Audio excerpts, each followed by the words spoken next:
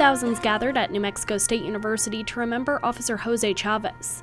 Hatch Mayor Andy Nunez discussed the way Officer Chavez impacted the Hatch community. Officer Chavez is one of our own, and practically everyone in Hatch knew him because he was that type of officer. He would visit with the citizens of Hatch and was extremely liked and thought well of. He would help anyone that needed it.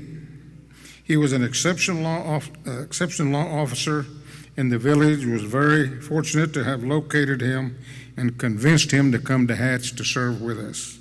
Kelly Jameson, spokesperson for the Dona County Sheriff's Office, read a letter on behalf of the Hatch Police Chief, with stories of him as an officer, including his work with animals. He was instrumental in developing a strategy with Dona County Animal Control for dealing with stray animals in the Hatch area.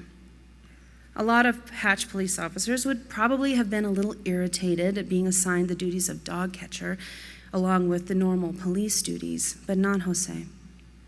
He had an affinity for animals that ran deep. In fact, some of the people in Hatch even called him the Chihuahua Whisperer. Bishop Oscar Cantu of the Diocese of Las Cruces offered a prayer for the family, while discussing what mattered most to Officer Chavez as he repeated his last words. Tell my mother that I love her. Tell my family that I love them. When his voice should not have been audible, he spoke clear and audible words of love. In his final moments, he was thinking of love. Congressman Steve Pierce spoke of the importance of honoring law enforcement officers. Today we remember and thank all the shepherds in uniform around the world and here. Those men and women who let us sleep soundly in the comfort that our families are safe.